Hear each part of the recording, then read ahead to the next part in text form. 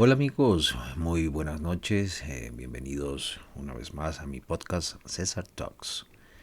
También nos vamos a encontrar en YouTube, así que les recomiendo suscribirse si quieren continuar escuchando sus podcasts y como siempre darle a la campanita para que les avise cuando un podcast nuevo sea emitido.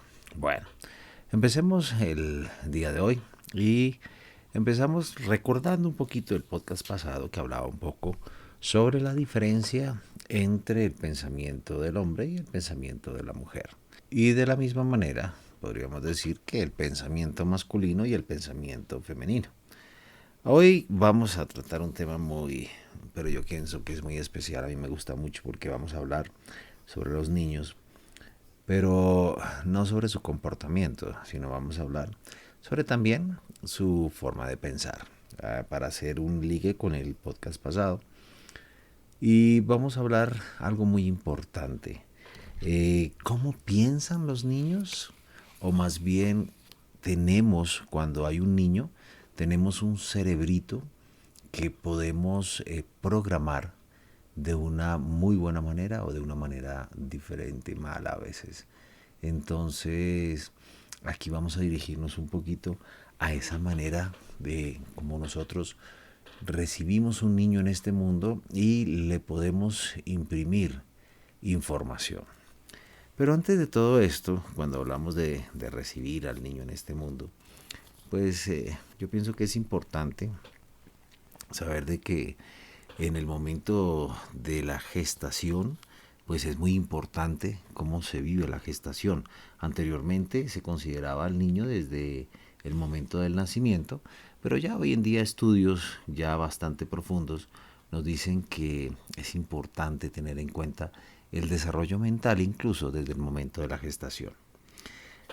Nessa Carey, ¿sí? Una doctora bióloga y epigenética y especialista en epigenética, nos dice que de diferentes estudios recalcan la importancia de conocer las experiencias de nuestros padres y en especial el ambiente emocional en el que somos concebidos.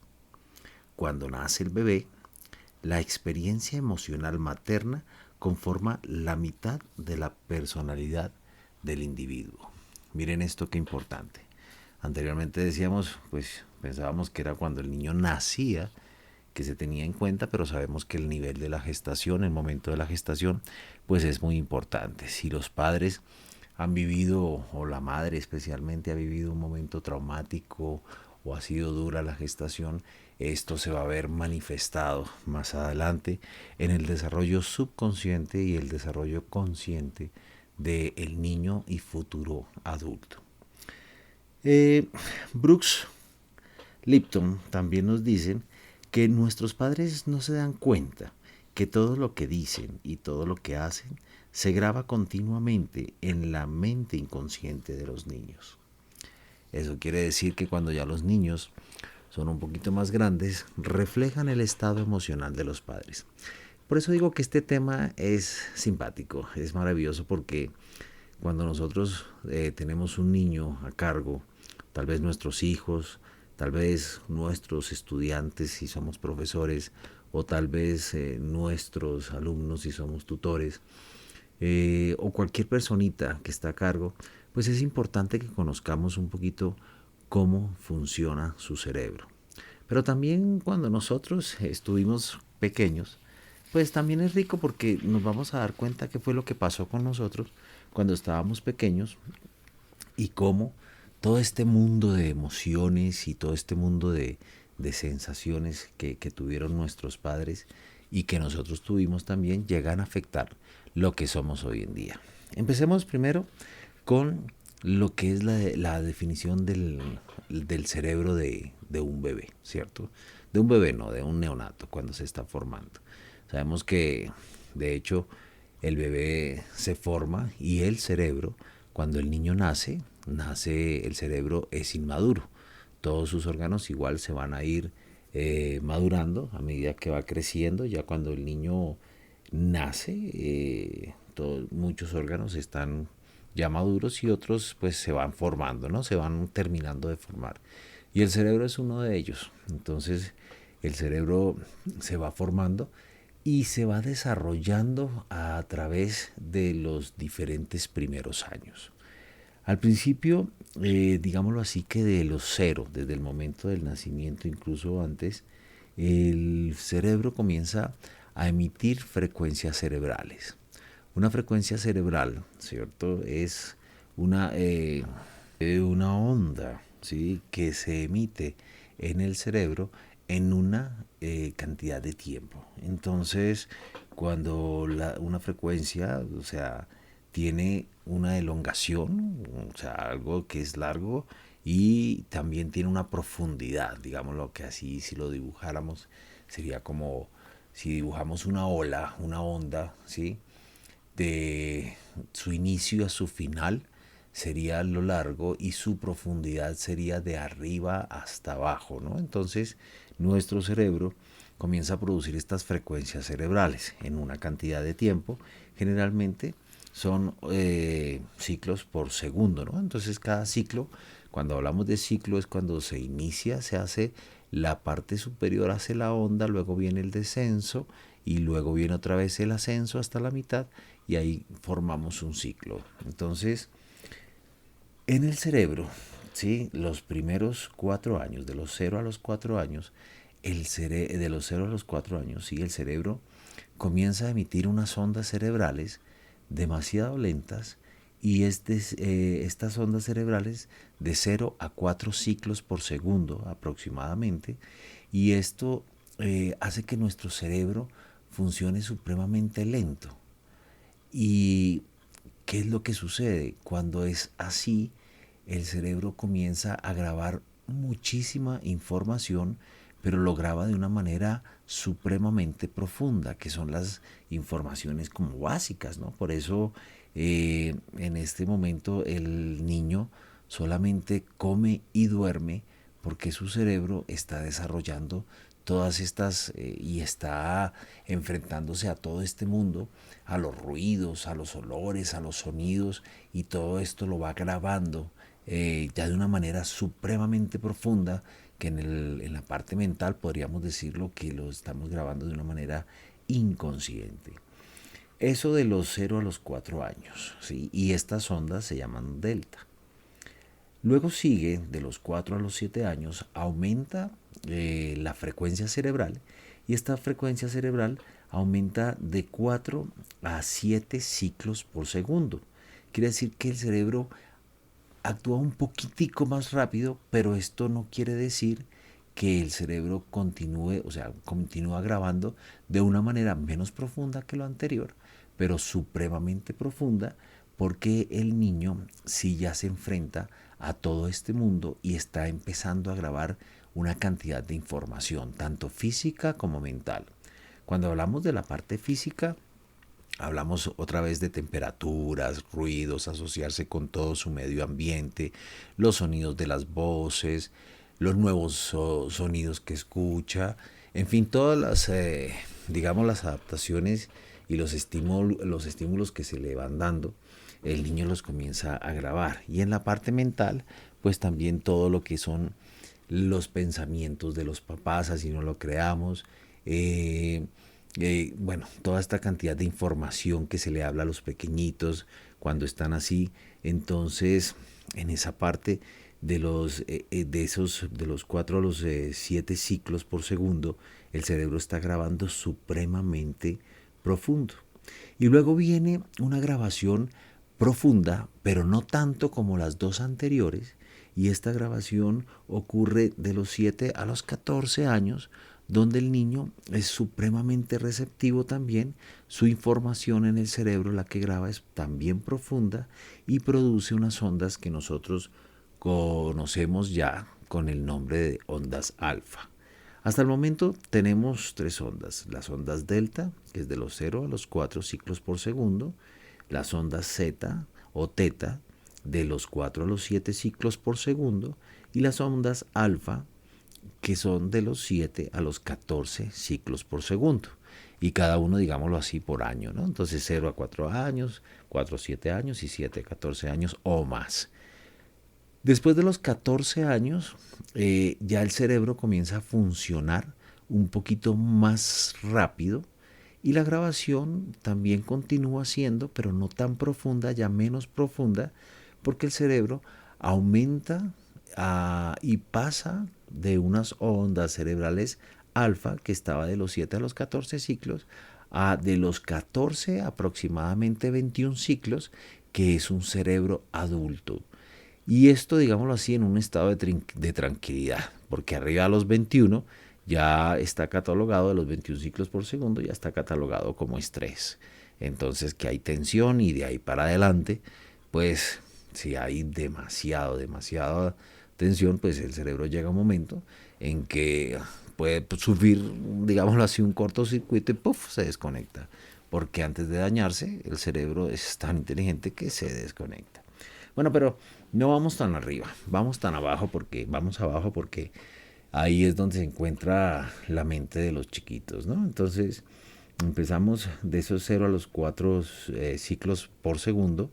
En la parte de, digámoslo así, en la parte psicológica, esa primera parte de los 0 a los 4 en las ondas delta lo podemos llamar como la inconsciencia, ¿no? Todo lo que grabamos de una manera inconsciente, y es donde está funcionando nuestra conciencia, nuestro cerebro reptil, junto a las ondas Z de los 4 a los 7, que es donde especialmente el niño come, duerme, y es el cerebro reptil que está funcionando. Sabemos que el cerebro reptil es el que lleva a cabo todas nuestras funciones fisiológicas y biológicas sin que nosotros tengamos que estar pensando, tengo que respirar, mi corazón tiene que latir, mis tejidos tienen que hacer todo su cambio tisular, bueno, toda esta cantidad de cosas, sino que es la parte, digámoslo así, que nuestra pila, ¿no? Nuestro chip, para que lo entendamos mejor. En esa primera parte, la parte de la inconsciencia, luego viene la segunda parte, que son las ondas Z y alfa. Estas ondas Z y alfa ya no son inconscientes, sino vendría a ser el subconsciente, que nosotros podríamos llamarlo un poquito mejor la conciencia interna, ¿no? Aquello que se graba en estos estados, digámoslo así, estados mentales que son profundos y bastante profundos, donde las grabaciones tienen que ser bastante profundas porque digamos que son las primeras grabaciones donde el niño se va a enfrentar después al mundo que lo va a rodear. Esto durante los primeros 7 años. Quiere decir que durante los primeros 7 años el niño es inductivo.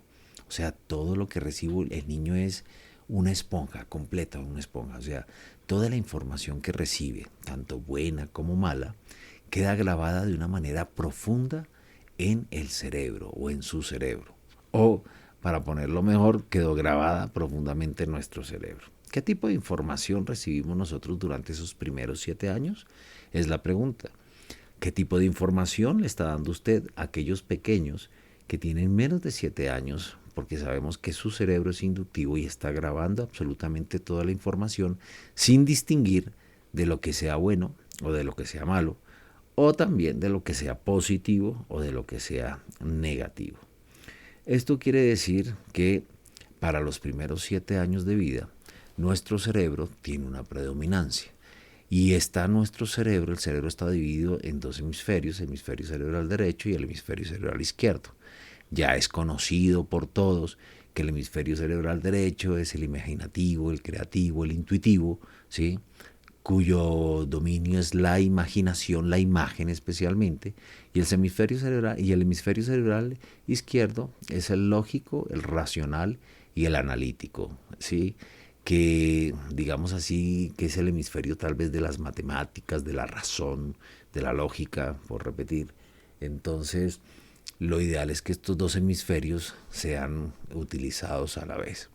Pero para empezar, para el pequeño de los 0 a los 7 años aproximadamente, el hemisferio cerebral derecho es el que predomina, es el hemisferio de las imágenes, es el hemisferio de todo lo que es intuitivo, ¿sí? Y el hemisferio de la creatividad, ¿no? Ya cuando somos adultos, el hemisferio de la creatividad. Entonces, por eso no es en vano de que el niño lo primero que entienda es el lenguaje no verbal, que es el lenguaje corporal, y identifique, digamos así, más la imagen, las cosas por lo que ven, y las imágenes predominen. Por eso los niños pequeños, hasta los 7 años, pues el mundo de ellos es lleno de imágenes, de imaginación, de cuentos, de fantasía, que se encargan de desarrollar este hemisferio. A medida que va creciendo, ¿sí? Y el niño va aumentando en sus frecuencias cerebrales 100 años, el niño pasa de ser hemisferio cerebral derecho, pasa a predominar con el hemisferio cerebral izquierdo. El hemisferio cerebral izquierdo ya es el lógico, el racional y el analítico. Quiere decir que después de los 7 años también comienza a trabajar un poquito más esa parte del hemisferio cerebral izquierdo. Si hasta los 7 años el niño es inductivo, después de los 7 años el niño comienza a ser deductivo. Quiere decir que ya comienza a utilizar toda la información que ha grabado durante esos primeros 7 años. 7 años es muy poco. Podríamos decir que un niño de 7 años es una cosita pues pequeñita que está empezando a hacer las cosas y todo eso. Pero 7 años es suficiente para poder imprimir, digamos así, toda esa información, sea positiva o negativa, en el cerebro de un ser humano. Esos 7 primeros años son básicos en toda la formación, tanto física como emocional y digámoslo así que espiritual, de un niño para volverse un adulto o para volverse después un ser deductivo. ¿Qué tipo de información, era la pregunta pasada que les estaba haciendo, le estamos dando a los niños durante esos primeros 7 años? Generalmente nosotros esa información vamos a llamarla programación, porque lo que hacemos con ellos cuando están pequeños es llegarlos a programar, porque les estamos enseñando y les estamos imprimiendo una cantidad de comportamientos, tanto físicos como sociales, y bueno, toda esta parte emocionales, para que reaccione ante el mundo que se va a enfrentar. Muchas veces depende de nosotros, como los adultos, y en este caso como los papás, depende de nosotros el tipo de información que le estamos dando, ¿sí? El niño de por sí, el niño es torpe en sus primeros movimientos porque lo que está aprendiendo en ese momento es a tener más finas sus cosas, ¿no? O sea, a tener un poquito más experiencia. Por ejemplo, primero al sentarse, luego al gatear, luego al caminar y después de caminar, luego tal vez a tratar de correr y de ahí a tener más velocidad. Todo eso se va adquiriendo con experiencia. Y nosotros los adultos hacemos parte de todo este proceso de formación. ¿A qué voy? Voy que el niño es torpe y el papá lo refuerza, positiva o negativamente. Por ejemplo, ¿sí? Si el niño no está, o sea, comienza a hacer cosas y las cosas las hace de una manera deficiente, muchas veces nosotros, de una manera inconsciente, porque no lo sabemos también, le damos una información negativa, que tal vez el niño que riega la leche, y le decimos, no, ya está, aquí está el destructor, ya viene este pelado que no sabe hacer nada, a ver, venga, venga, venga, afánese, y comenzamos a darle una cantidad de información negativa, donde el niño generalmente lo va grabando y lo grabamos en el cerebro de una manera supremamente profunda, ¿no? Cuando somos pequeños. Entonces, aquí hay muchas cosas, aquí está todo lo que los padres pueden desear de sus hijos y positivo o negativamente los pueden llevar a hacer las cosas, ¿no? Tal vez venga, usted que es bobo, venga para acá, o sea, o usted que no sirve para nada, venga, o mire, usted por qué es tan bobo en esto, y así sucesivamente con toda esta cantidad de información negativa. Nosotros a veces la decimos por molestar, ¿no? Y llegó el bobito de la casa, mira qué bello, mira cómo te ves, mira no sé qué. Pero el cerebro, ya sabemos, por los podcasts pasados, que ya sabemos que el cerebro no tiene ni siquiera sentido del humor y va cogiendo todas estas palabras, las va procesando y las va reaccionando para nuestro propio organismo. Entonces, a veces esta información que es graciosa, ¿sí? Y que es graciosamente negativa, sí queda impresa en el cerebro de los chiquitos de una manera negativa que más adelante se va a ver. Entonces, ¿qué tipo de información le estamos dando a los pequeños cuando crecen? Eso en la casa, ¿no? Entonces, los rotulamos y cuando los rotulamos, entonces le ponemos a veces un sobrenombre que definitivamente es bastante negativo, ¿no? Yo me acuerdo muchísimo que tengo una anécdota que estaba yo trabajando en un jardín infantil porque estábamos haciendo una, bueno, unas consultas en la parte de odontología y estábamos mirando todos los chiquitos allá y había una niñita que Dios mío llegaba y cuando la niñita llegaba, eso llegaba y primero mordía a todo el mundo, segundo lo que cogía lo volvía nada y entonces no podía dejarse la niña quieta porque algún niño salía mordido, lastimado o alguna cosa se salía dañada. En el jardín, infortunadamente le pusimos Terminator, ¿sí?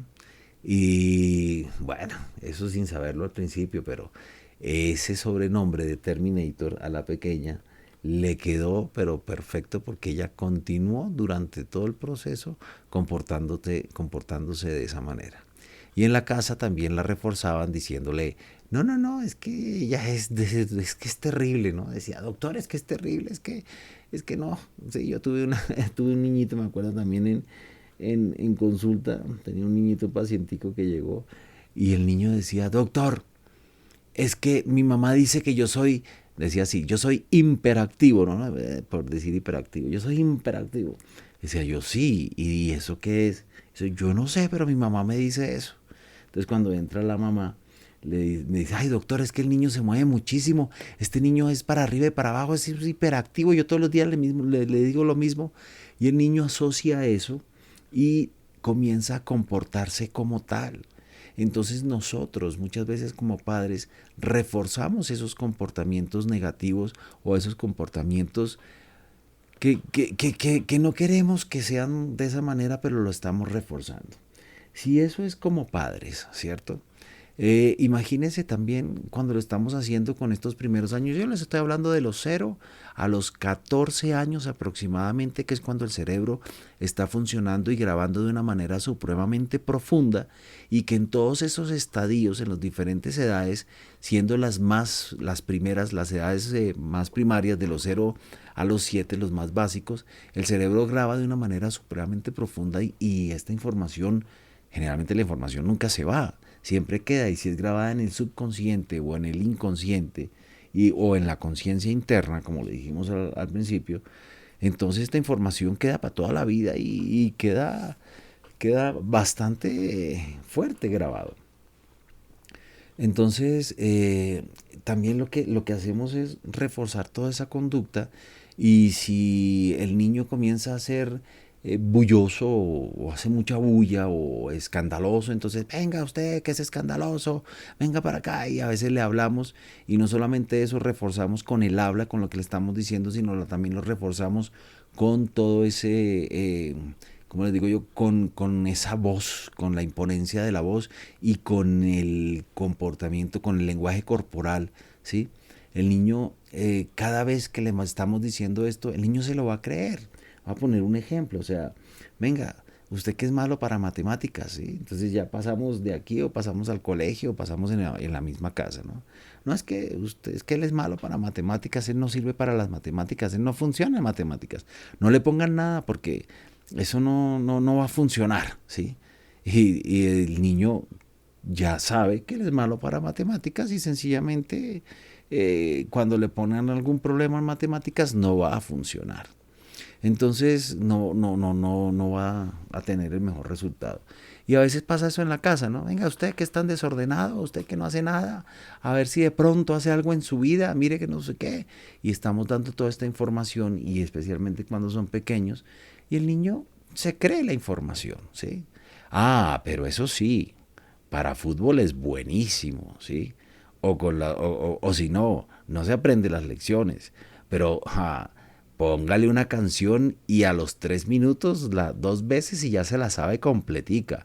Ahí sí no funciona para esto, sino para lo otro. No es, entonces comenzamos a hacer esas comparaciones y generalmente lo que estamos haciendo es reforzando esa conducta negativa.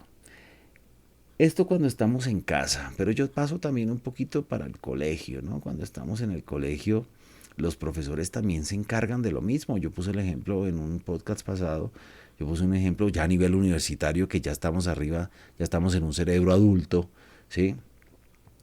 Pero desde el colegio, ¿sí? Los profesores también se encargan de lo mismo muchas veces, se encargan de o estimular positivamente a los muchachos o se encargan de degradar a los muchachos también con todo lo que les dicen. ¿Por qué razón?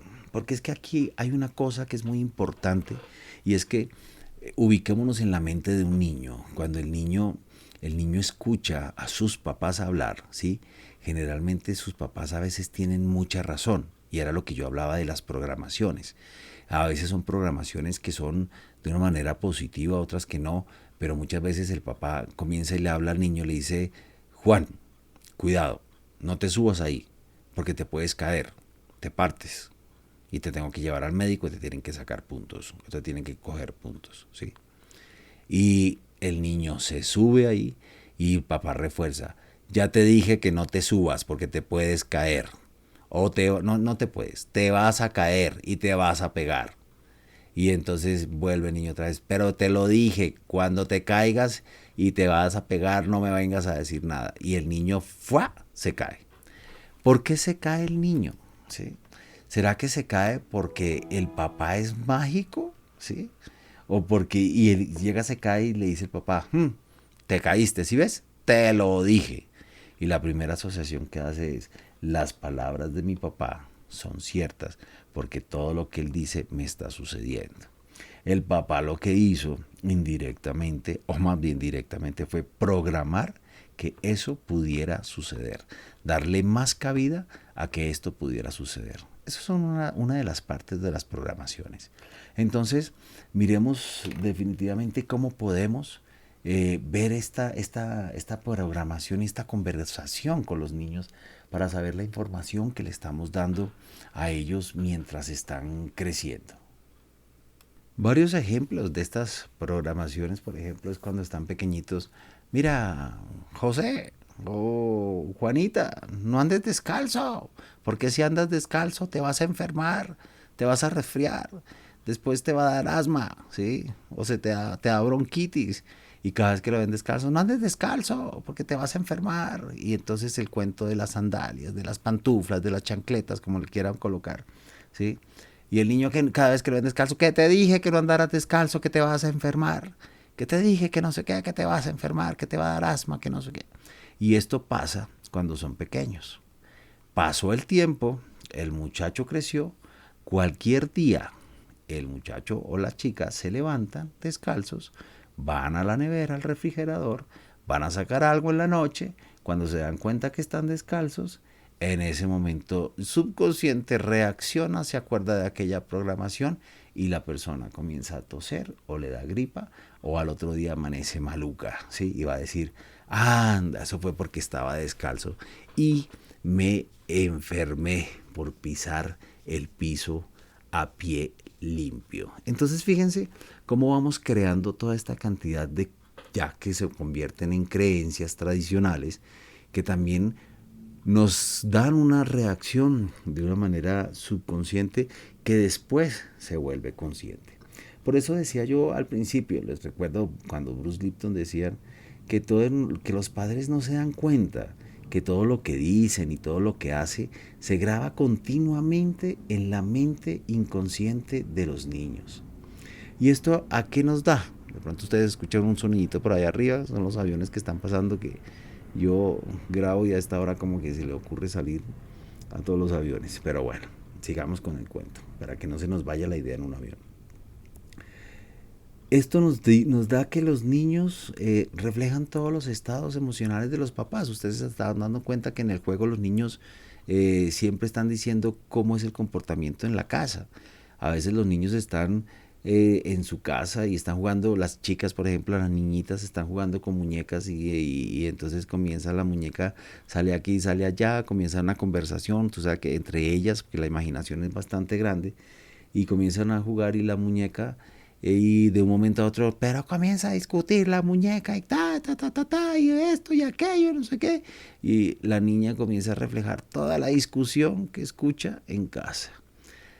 Esto es, yo pienso que a veces nos da risa, dice, bueno, sí, los niños reflejan todo esto, pero hay ciencias que hoy están estudiando un poquito más esto y hay una de estas que se llama la bioneuroemoción. De pronto ustedes han escuchado a Enrique Corbera, que es uno de sus precursores y que me parece una persona muy, pero muy atinada en toda su investigación, porque está diciendo que todas estas discusiones, así los niños no estén presentes, los niños perciben estas discusiones en los papás.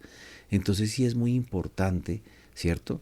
También tener un ambiente armónico en la casa, porque todo esto es percibido en los niños y lo bueno de todo esto es que se va a reflejar o se va a reaccionar en el nivel consciente, pero no siendo pequeños, sino ya siendo grandes. Y es aquí, vuelvo otra vez a mencionar, donde todas estas programaciones que van a ese subconsciente o a ese inconsciente, ¿sí? Comienzan a ser esa pequeña semilla, muchas veces, de enfermedades psicosomáticas, recuerde, psique, mente, soma, cuerpo, que van a reaccionar o que se van a dar por algún trauma emocional. Y esos traumas emocionales generalmente ocurren en nuestros primeros años de vida, ¿sí? A no ser pues que tengamos traumas ya de adultos que también son importantes. Entonces, en este pequeño tiempo que estamos hablando, yo solamente hago un llamado para que si tenemos pequeños a nuestro alrededor, que la mayoría los tenemos, sepamos cómo les vamos a hablar y cómo les vamos a decir, ¿sí? Hay una programación ante ellos que es la objetiva, que es hablarles de frente. Hay que saber qué palabras utilizar y saber que sean palabras para que ellos surjan, ¿no? Para que ellos puedan, o sea, cuando se enfrenten a un problema, no, es que tú no puedes, es que no vas a poder, es que no sé qué, es que toda esta parte negativa, piénselo antes de decírselo, ¿sí? Y cuando tengan la solución del problema, cuando los niños puedan solucionar uno de sus problemas, refuércenlo positivamente. Mira, tú ves que tú sí puedes hacerlo, mira qué fácil fue, miremos cómo lo hiciste, que esto sea ejemplo para cuando se nos vuelva a presentar una situación parecida. Todo esto es importante porque ellos se van a dar cuenta que tanto sus papás o como las personas que están a cargo o como los mayores los estimulan tanto positiva como negativamente. Por eso es tan importante que en la casa siempre esté ese estímulo y poderles desarrollar toda esa parte positiva. Recordemos que ellos son, después de los 7 años, son personitas independientes, ¿sí? Ellos deducen, ellos toda la información que se les dio fue una información que nosotros tratamos de imprimirle, ya sabemos de una manera positiva o negativa, a veces lo hacemos de una manera, digamos, ahí se va, ¿sí? Porque no sabemos ni siquiera cómo criarlos. Hoy en día existen escuelas de padres pues, que nos enseñan un poquito cómo llevar todo este proceso, pero tratarlo de hacerla de la mejor manera, porque es el legado que nosotros tenemos, es el legado que nosotros dejamos, es la huella que nosotros estamos imprimiendo y esa huella más adelante caminará por sí sola.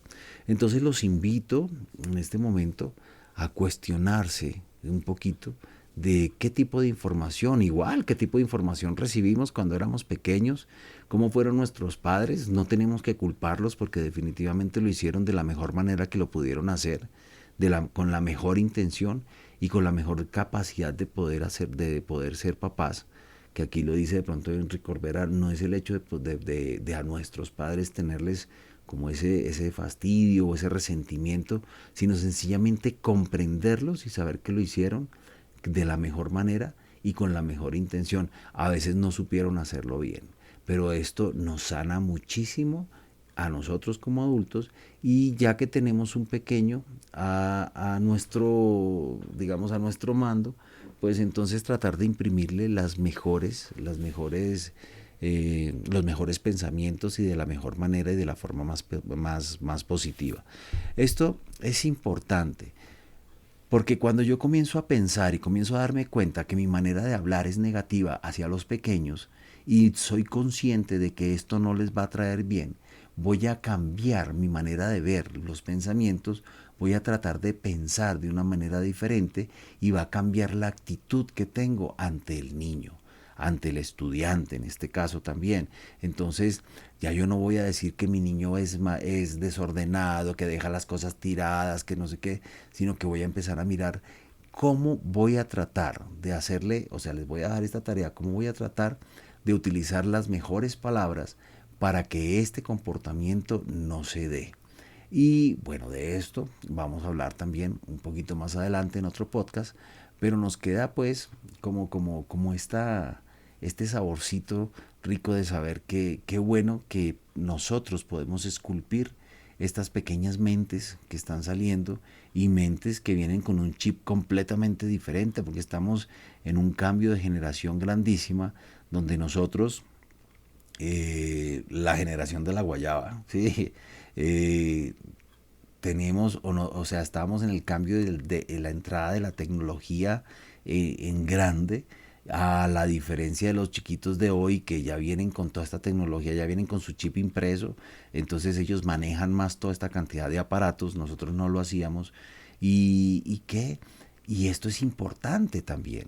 Ahora que digo la tecnología y todo esto, cuando a los chiquitos yo les digo así a los niños, se me pegó porque es una palabra que utiliza una persona muy querida, pero cuando ellos, inclusive cuando los niños están viendo la televisión, ¿sí?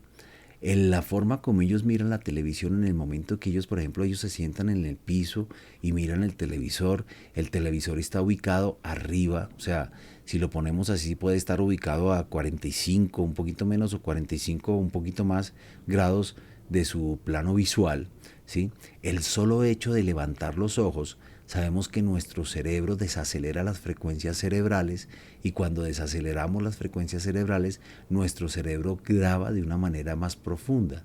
Entonces la pregunta es, ¿qué información están viendo estos pequeños por la televisión? Si esta información es violenta, si le tengo, digámoslo así, le tengo controlado lo que ellos están viendo y la información que están recibiendo, ¿sí? Entonces esto es muy importante. ¿Por qué les digo esto? Porque nosotros cuando vamos al cine, por ejemplo, el cine lo tenemos la pantalla la tenemos arriba. Y cuando tenemos, bueno, generalmente arriba, ¿no? Y ahora pues, a manera de auditorio a veces también está abajo, pero cuando estamos concentrados en una sola cosa al mismo tiempo, la información está grabando supremamente fuerte, pero cuando la pantalla está arriba graba más fuerte. Entonces la pregunta es, ¿qué tipo de películas estás viendo? ¿Qué contenido tienen estas? Violencia, miedo, terror, eh, tal vez cómicas, ok, del género que sea, pero miremos también todo esto, porque todo esto entra en la información, esta información queda grabada en nuestro cerebro y en el cerebro de los chiquitines, y esta información se va a reproducir. Mire, hay anécdotas grandísimas. Mis sobrinos estaban jugando pequeñitos en Barranquilla y un día se agarraron y se agarraron a pelear. Usted sabe que todos los chiquitos, cuando son chiquiticos entre hermanos y más si son hombres, se pelean fuerte y estos se agarraron a pelear y comenzaron a darse patadas y a cogerse por el cuello y a ahorcarse y entonces comenzaban, no solamente peleaban, sino hacían fu, fa, hu, ha. Y yo, ¿qué pasó acá? Si no es que así pelean en el videojuego que estamos nosotros teniendo. Entonces, eso lo traspolamos al mundo real y podemos hacer mucho daño. Pregunta, ¿qué tipo de videojuegos están jugando los chiquitos en este momento? ¿Con quién están jugando? ¿Y qué tipo de juegos, violentos o no, están reproduciendo? Entonces, ¿cómo podemos manejar todo esto? Aquí hay mucho tema para cortar y hay muchas cosas que nosotros podemos preguntarnos, ¿no? La música, cómo influye tanto positiva como negativamente en los pequeños. Entonces, yo pienso que esto es para seguir hablándolo y hacerlo en diferentes podcasts para que tengamos un poquito más de información, pero todo esto que les estoy comentando es tan importante en la formación de los pequeños para que más adelante nosotros podamos tener una sociedad mejor. todo, inclusive, o sea, nosotros como somos latinos tenemos un pensamiento de que el mundo es de los vivos y que mientras más podamos evadir las reglas y mientras más podamos hacer las cosas a escondidas, mientras más podamos hacer las cosas a no ser a la sociedad, es mejor. Y estamos equivocados, ¿sí? Porque todo esto se traduce más adelante, cuando las personas ya sean adultas, se va a traducir en actos grandes que pueden ser vandálicos, ¿cierto? Un ejemplo sencillo, o sea, nosotros con los niños tenemos que ser coherentes. Cuando hablamos de coherencia es hacer lo que se dice. Si yo a un niño le digo que no es bueno mentir, ¿sí? Lo ideal es que yo sea coherente y no mienta, porque es que el ejemplo está ahí, es clarito, ¿no? Mira, Jorgito, no es bueno mentir. Decir mentiras es malo porque nosotros estamos engañando a las personas y les estamos diciendo que las cosas no son así como son y somos falsos. Suena el teléfono y apenas suena el teléfono, si es Juan, diga que no estoy. Estoy siendo incoherente. ¿Sí se dan cuenta? Entonces, esas pequeñeces, ¿sí? O si no, está permitido que los muchachos manejen a los 16 años. A los 16 años pueden manejar. En los Estados Unidos manejan con una persona al lado. Aquí también se está sacando, en Colombia se sacan licencias donde ya los muchachos pueden manejar. Pero entonces cuando no es así, entonces los papás comienzan a enseñarle a manejar a los pequeños. Y entonces tienen menos de 16 años y le dicen, bueno, váyase por donde no lo vean para que llegue hasta allá y luego regrese donde no lo vean y todo esto. Como padres estamos enseñándoles a ¿qué? A romper reglas. Son sencillamente reglas. Nosotros las llamamos leyes, pero son reglas de comportamiento y de convivencia. Nosotros las hemos llamado leyes. Y esta persona más adelante no se irá, este pequeñito que se iba porque el papá le decía, mire, donde no lo cojan, no sé qué. Este pequeñito más adelante, si le enseñaron que mentir no era malo, que le enseñaron que mentir no era malo y que era una mentirita piadosa, cuando sea grande puede ser una persona que diga mentiras supremamente grandes que metan en un gran compromiso a las personas. Y eso porque lo hicimos cuando era pequeño y no tuvimos como esa conciencia social y esa conciencia de poder respetarnos y vivir en comunidad, ¿sí? Entonces, esto va solamente con las leyes, que terminan en corruptos, ¿no? En personas que son corruptas, o sea, personas que al principio no voy y me cojo una cosita y me robo una cosita sin que se den cuenta, voy al supermercado, me cogí una galleta y me la comí, y delante del niño cogió y entonces el niño jaja y le celebramos porque se lo llevó. Ese pequeñito más adelante puede estar robándose millones de pesos de la misma manera, ¿sí? Y sencillamente también se le va a celebrar. Entonces comenzamos con todo esto. Fíjense hasta dónde llegamos y dónde estamos. En cómo nosotros imprimimos toda esta cantidad de conciencia en los pequeños y toda esta información. Y más adelante esto va a repercutir. Esto solamente a nivel social. Pero vamos un poquito a nivel físico. Bien, a nivel físico también es la misma situación, donde nosotros tenemos situaciones de violencia, donde hay pelea en la casa, donde hay maltrato y todo esto. Delante de un niño, el niño generalmente calla y el niño normalmente reacciona, ¿sí? Y cuando reacciona, más adelante esto se va a generar en el cuerpo, puede generarse en una enfermedad grande, desde una gripa, desde una alergia, ¿sí? Desde un resfriado hasta el cáncer, por ejemplo, que todos son enfermedades que han tenido origen psicosomático y han sido generadas por diferentes traumas, ¿no? Otras que no, que es que tengo la tendencia familiar de ser hipertenso y tengo la tendencia familiar de ser cáncer o sea, es la tendencia, no quiere decir que nosotros lo vayamos a desarrollar, ¿sí? Está en nosotros poder detener esa misma parte y poder hacer las cosas mejor. En fin, yo pienso que quedaron muchas preguntas y ustedes igual las pueden hacer en sus opiniones, me dejan sus opiniones y miramos cómo las vamos resolviendo. Pero la cuestión grande o la pregunta grande es qué tipo de información estamos dándole a los pequeños que mañana serán los que nos tengan que mantener y soportar, porque de ellos va a ser el mundo. qué tipo de información positiva, negativa, qué información están adquiriendo ellos por todos lados. Entonces sí es importante poder echar un vistazo, reflexionar y tomar cartas en el asunto. Así que quedamos en este tema maravilloso que hay mucho para decir más adelante, pero la tarea es reflexionar en este tema. Y a ustedes un feliz tiempo y nos vemos en el próximo podcast. Muchísimas gracias.